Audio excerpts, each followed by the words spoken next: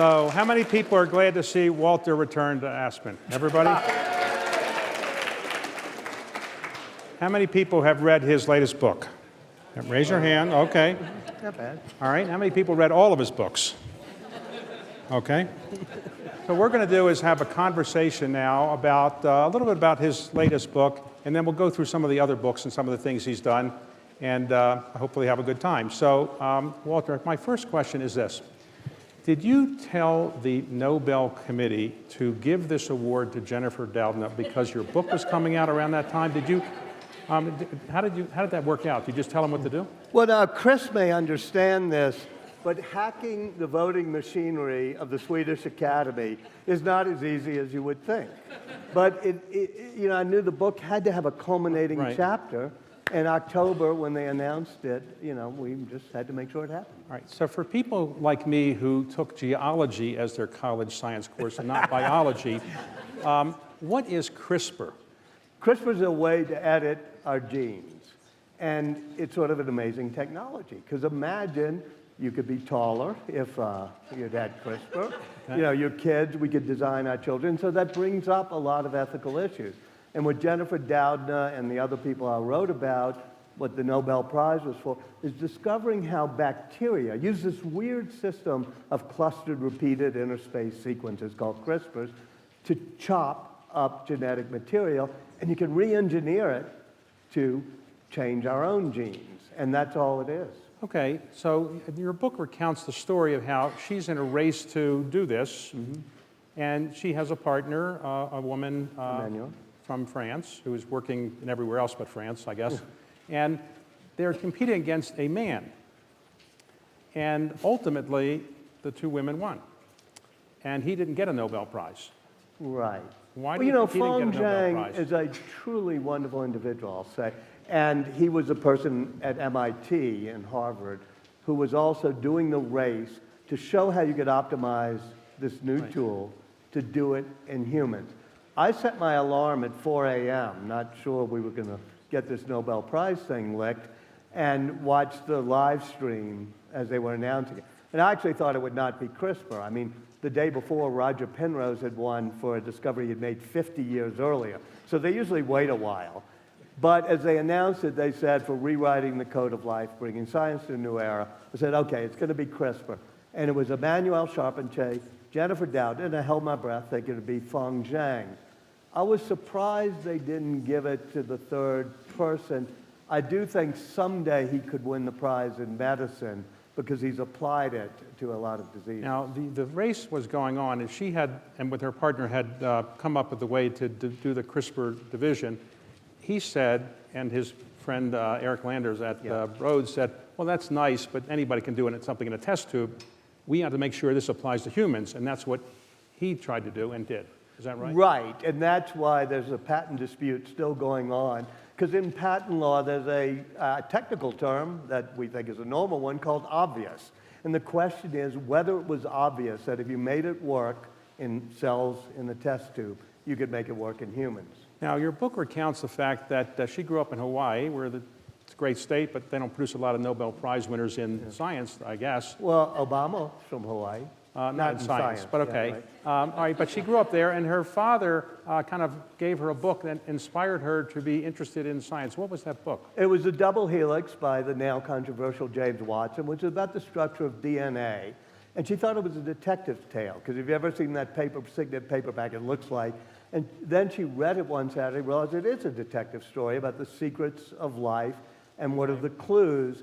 And she decided she wanted to become a scientist, but her school counselor said, no, girls don't do science.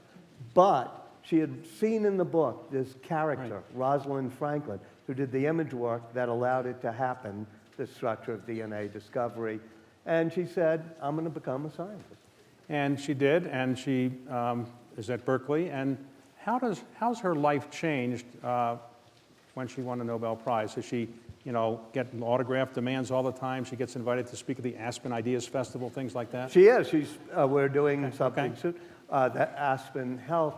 She gets something at Berkeley, which the night that she won, they brought to her, which is you get to park right on campus. So that's a major change. Okay. So you have a... They have a whole string, really, of Nobel Prize But winners. how long did it take you to research the book?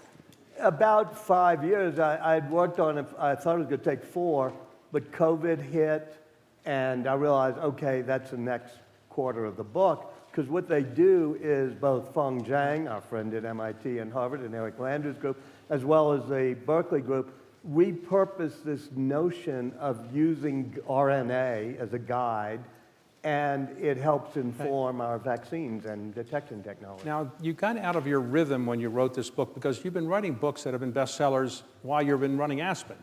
Now you weren't running Aspen, so was it so much easier to do and you had nothing to do? It's like a 5-finger exercise, which is why I hope to get an invitation back. Okay, so let's talk about what it is to be creative. You've written books about Leonardo, Albert Einstein, Steve Jobs. What is the essence of creativity or genius? And do you think people are born geniuses, or they kind of evolve and get a little lucky, they win a Nobel Prize, they're really not that smart? Scott Kirby and I were just talking about 5 minutes ago, which is the one major characteristic through them all, is curiosity. Not just applied curiosity, but pure, obsessive, passionate curiosity about everything. Why is the sky blue? Leonardo puts it in his notebook. Einstein puts it in his notebook. You know, why does water ripple? Why do these bacteria have these things? Not a purpose-driven curiosity, but a curiosity about all parts of nature. And that is something that we are born with, but we get it knocked out of us after our wonder years when parents keep saying, quit asking so many stupid questions. And we're never going to have the processing power of an Einstein. Well, most of us aren't. But we can all decide to regain the curiosity of our wonder years. So I've observed in the financial world some people who think they're geniuses. Maybe they are, maybe they aren't. But they don't have the social niceties that other people often have who are not geniuses. Is that true in the geniuses you have written about? Well, you know, the good thing is these aren't how-to books where there's 7 easy lessons because the people are different. I would say that Steve Jobs was not known for social niceties all the time, whereas Jennifer Doudna, and for that matter, Benjamin Franklin, were the most delightful, popular people. If you can have dinner with anybody you have written about, who would it be? Probably now Leonardo. I know you're gonna do a double take because you want to ask Because me. you have a different answer. You before you told me somebody else. Yeah, Okay. it's, you know, different. You know, Leonardo was the person in human history who tried the hardest and was most successful of knowing everything you could possibly know about every subject that was knowable. And that would make, and Franklin was a bit that way too. So those are my top 2. What's the story? People, the picture of Benjamin Franklin is well known to everybody. Everybody knows. It looks like he's on the $1 bill? No, he's on the $100 bill. Yeah. Right. For you, it's maybe only worth $1. Right, $100 bill. Okay. So as somebody in Washington says, he's the Benjamins, right? That's what they call him. Okay. So why did he have that hairdo? I mean, why didn't he wear a wig like everybody else? You know, it's actually a good question because everybody else among the founders, and especially among the diplomats, were putting on airs and, you know, tried to be very formal. And he dressed down in order to be just what he called we the middling people, middle class, you know, leather apron society. Right. So when he goes to Paris, you know, all the others are wearing like Talleyrand, all these powdered wigs, and he was considered the natural man. He wore a fur cap from the backwoods.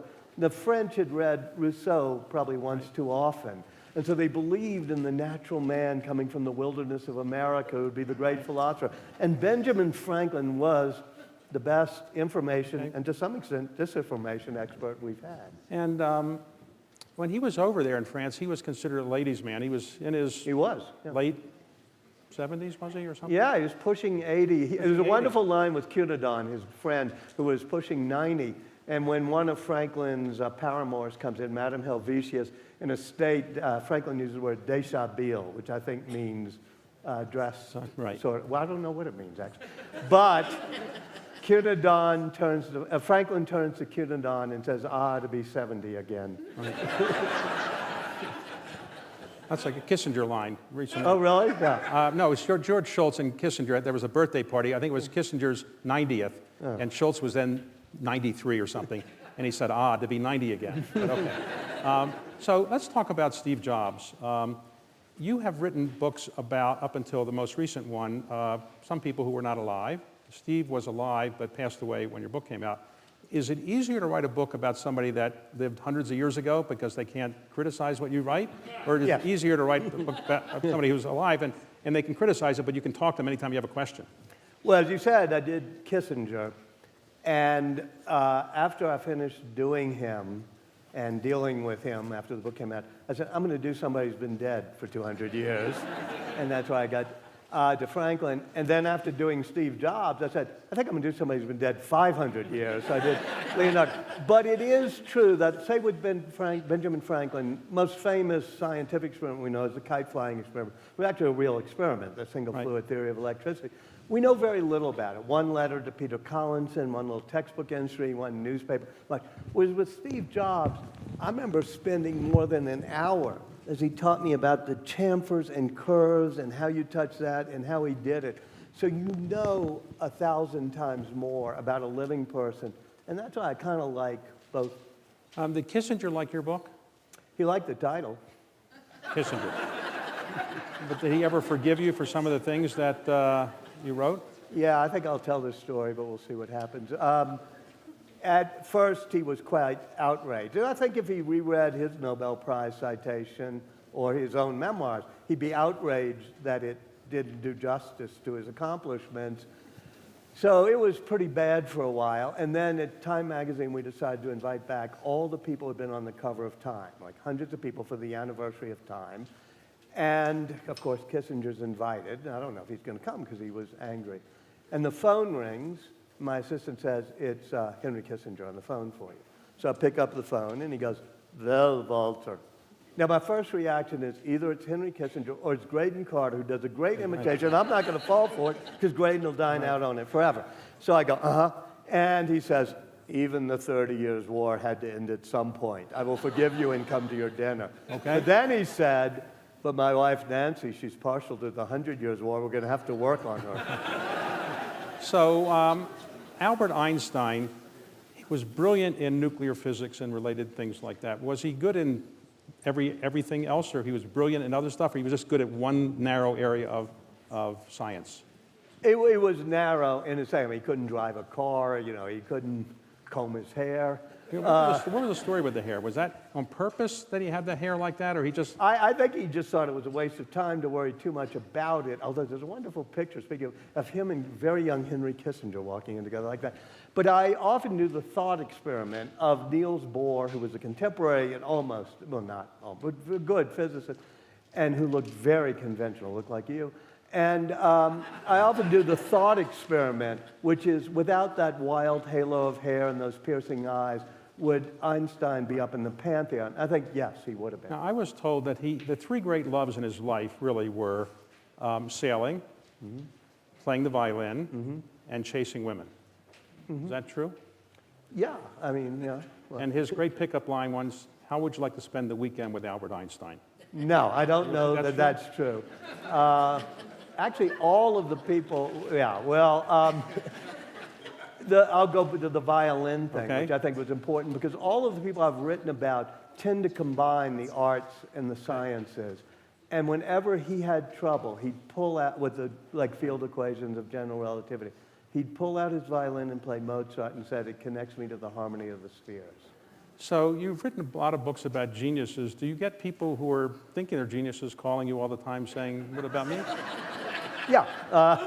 What I especially get is, like, I'll talk about Einstein thinking out of the box, or Steve Jobs, and then people come up to me and say, you know, I'm just like Einstein. That's actually happened right there before. And I go, yeah, I explain why. It says, well, I think out of the box. And I tend to say something like, yeah, but he actually knew what was in the box before he... And then they say, I'm like Steve Jobs. If somebody does something that sucks, and I say, no, have you invented the iPhone? Do you have the right to do that? So I have read and tried to understand the theory of relativity for about 70 years, and I don't really understand it. Can you explain it in one sentence, what the theory of relativity is all about? Because you learned it, and it's in your book. I just couldn't quite get it. Explain it simply. I'll do special relativity, which is easy, which is that the speed of light is always constant because time changes depending on your state of motion.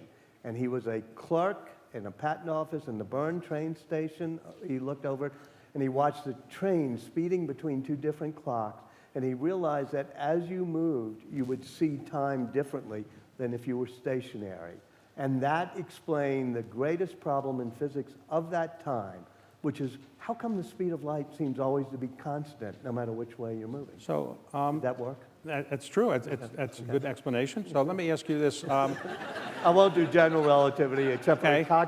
I'll be at the cocktail reception in the So what fall. was it like spending time with Steve Jobs? Was that exciting? Or? Well, it's very inspiring because he truly was a genius who had a feel for the humanities, which is why his, iPod was not the Zune. It connected with us. His iPhone, he had a real emotional sense, and he transformed industry after industry from personal computers. He's the one who said, you can pull it out of the box, plug it in, it'll say hello, like the original Mac.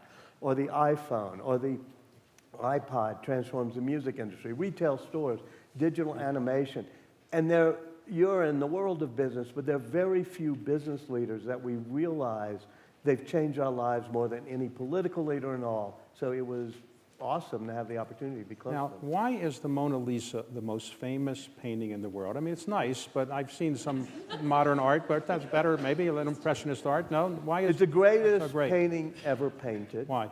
And it's because for 17 years or so, Leonardo combined science and art to do it.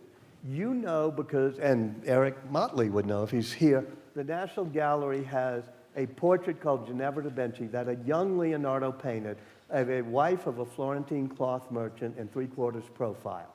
It is not the world's greatest painting, but at the end of his life, he does the same thing. A wife of a Florentine cloth merchant, three-quarters profile.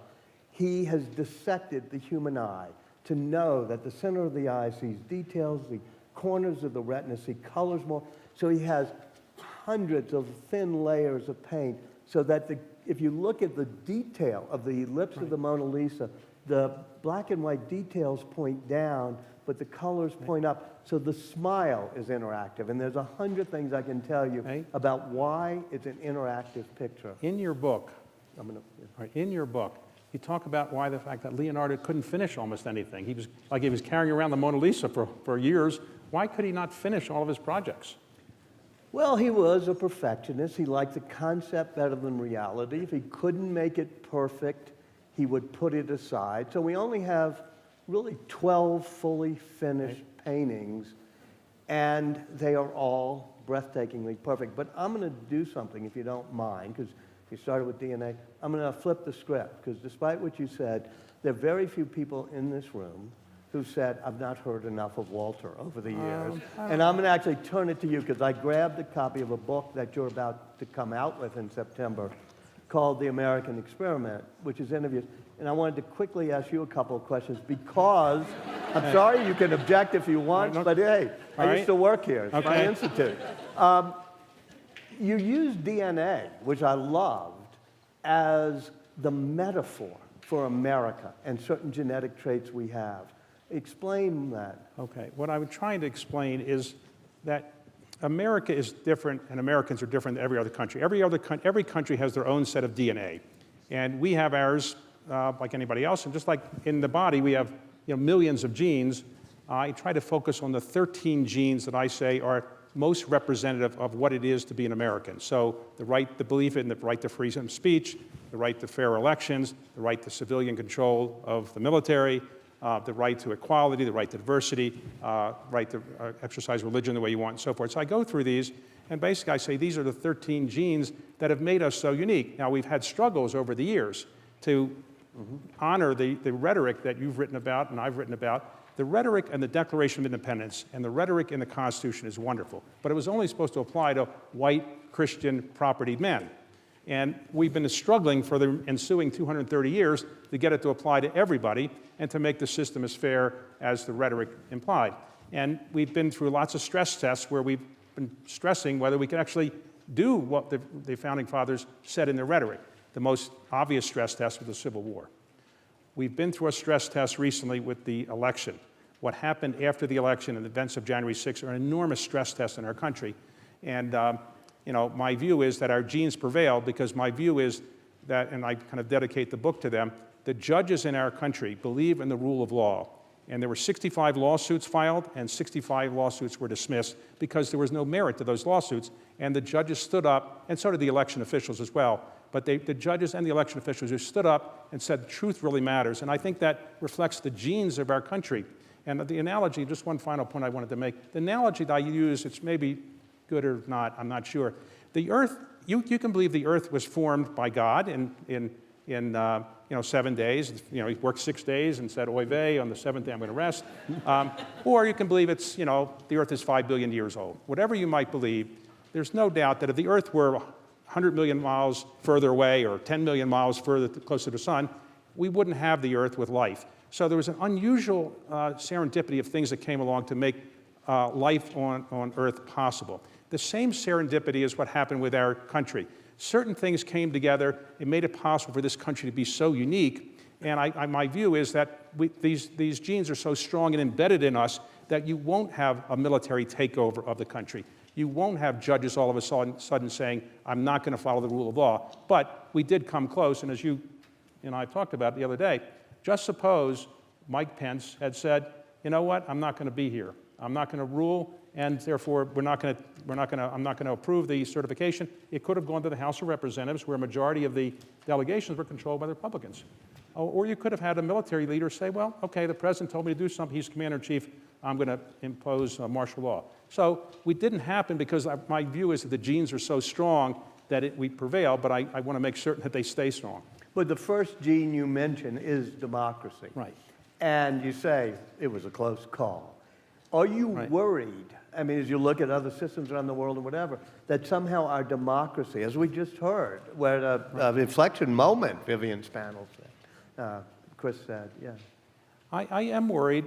When we all went to school, you didn't believe that democracy could be challenged as the appropriate system of government for our country. And I think we've had some real challenges to it. And some people, amazingly, don't believe that some of the things that the country I thought stood for, they think the country shouldn't stand for them. So there's a real stress test still going on, and it's going to be going on for a while, and the country's going to struggle with it for a while. And what it really takes is informed citizens to stand up for the truth. The theory behind democracy, at least the way Jefferson and others wanted it, was have an informed citizenry. If you have informed citizenry, you'll be better off. And so one of the things that I'm trying to do, and you and others are trying to do, is make sure more people learn about what our government stands for and more things that our country's all about in the history. For example, let me give you an example that I do cite in the book and has the benefit of actually being true. If you are, anybody here a naturalized American? Is there any naturalized? Okay.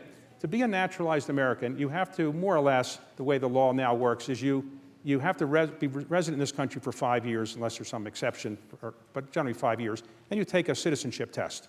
And the citizenship test, they give you 100 questions, and then you have, they actually have an administrative judge will then ask you 10 of those potential hundreds. You have to get 6 of the 10 right. So the questions are things like how many branches are there in the federal government, who's the first president of the United States, not that difficult, and you can study for them. And if you're over the age of 65 and you're applying, they tell you exactly which 10 questions they're going to ask to make sure you pass. Wow. Okay, so 91% of the people who take that test pass on the first time, 91%. The same test, more or less, was given to native-born Americans in all 50 states. 21 million people filled out and participated in this, and it turned out that in 49 out of 50 states, a majority of citizens could not pass this basic test. Wow. And only one state, Vermont, could a bare majority pass. So the reason is we don't teach civics that much anymore, we don't teach American history much anymore, and therefore we don't have as informed a citizenry as we should. And that's a problem, one of the things I'm trying to work on with other people here. And you're doing Institutes of Democracy, probably. So I'm trying to do some things in that area. I would also mention that we have, the big lie theory, I don't know how many people are actually familiar with the big lie theory, but if you read, which I doubt anybody here has read, Mein Kampf, it's all described there. Hitler wrote, if you want to have a big lie, find something that is so outrageous that you repeat it over and over again. And soon people will say, wait a second, somebody couldn't say that if because it's so outrageous. It must be true, or he wouldn't be saying it, or she wouldn't be saying it, because it's so outrageous, so it must be true. And that's the big lie theory. And therefore, if you say something over and over again, even if it's outrageous, people will eventually accept it. And we have to stand tall against that and resist that. Democracy, as Winston Churchill famously said, democracy is the worst form of government except all the others. And obviously democracy has its flaws and has income inequality problems and has social mobility problems increasing in our country, but there's no better system of government, and I think we collectively have to do a better job of educating Americans about the values that we really have and the ones that I've talked about in the book. So let me ask you a final question before we run out of time, okay? All right. So when you were writing a book, you've told me that you don't have a television in your house. Is that true? It's true. We don't have a TV in the house. Well, I worked at CNN, as you know, and that cured me of wanting to have a TV. All right. So, so you don't have a television. When do you write? Some people write in the morning, and then they say, by noon, I'm done. Some people say, I have to write 3 pages a day, and then I'm done. Some people stay up late at night. How do you do it? I'm a night person. I believe that no good. In fact, those of you who've worked with me at the Aspen Institute, we had our first meeting was 10 a.m. because I believe no idea happens before 10 a.m. So I had a TV when I worked at CNN. I'm going to get in trouble here. But when Larry King, who only you are old enough to remember who he was, came on at 9 p.m. Right. Yeah, I realized, okay, I could turn off the TV and go to work. Okay. And so I'd work from 9 p.m. to about 2 a.m. and then try to sleep as late as I could. And some people type on a computer. Some people write longhand. What do you do? Of course I use a computer. In fact, I used a computer so early on that when I was an intern at the Sunday Times of London for old Harry Evans, I got in trouble because it was called the new technology. And when I started using it, the union, the typesetters union, had a slowdown because of it. So I don't understand how a Bob Caro could write longhand or with a typewriter. Well, it's taken 35 years to work on the book. That's why it takes a long time. But so let me ask you, when you're doing a book, people do it differently. Some people do all the research, then they sit down and write. Some people will research a little bit, then write, research and write. What do you do? I tend to do about 80% of the research, and then I start on a process of a very comprehensive outline, where it's in the order I'm going to do. I write simple books, thanks to my late great editor, Alice Mayhew, who used to say, all things in good time. In other words, all my books are very chronological, so it's easy to structure them. It begins with the person born, ends with dying, or whatever. So I then slowly start refining that outline until it becomes a rough draft, a draft, and final. But I'm still doing research, and I got thrown off my game with the code breaker because as I was halfway through writing, I said, wait, we're going to have to push this back a year because of the coronavirus and how the scientists are now taking it on. So I have a final question for you. You've written books about geniuses, and they're incredible people, and I've read every one of your books, and I think I've interviewed you about every one of your books. No. But why don't you write a book about an ordinary person so the rest of us could feel better? I mean, we can't live up to the standards that you set for these people. Why can't you find an ordinary person, write something about him or her, and then we could feel a normal person's life, and we'd feel more simpatico with humanity? I'm actually going to give you a serious answer, if you don't mind, which is sometimes when people read my books, and they read about the foibles of Benjamin Franklin and how he wasn't a great husband, or they'll read about the rough edges of Steve Jobs, or even the extreme competitiveness that Jennifer Doudna and Fong Zheng get into, where it sort of hurts the advance of science. They say, why do you write about all this? And I say, because I want people to understand they're human, that even Albert Einstein put pants on one leg at a time. They're made of flesh and blood. They're not like we portray George Washington as people made only of marble. And as you see those human flaws and just human characteristics, it makes you realize that, yeah, Leonardo procrastinated. He didn't finish paintings, but, I can be inspired by him. There is one creative genius you haven't written about, and I hope you will, and that's you. Why don't you write an autobiography? Those of us who write about people who are in the arena sometimes fall prey to the conceit that we're also in the arena.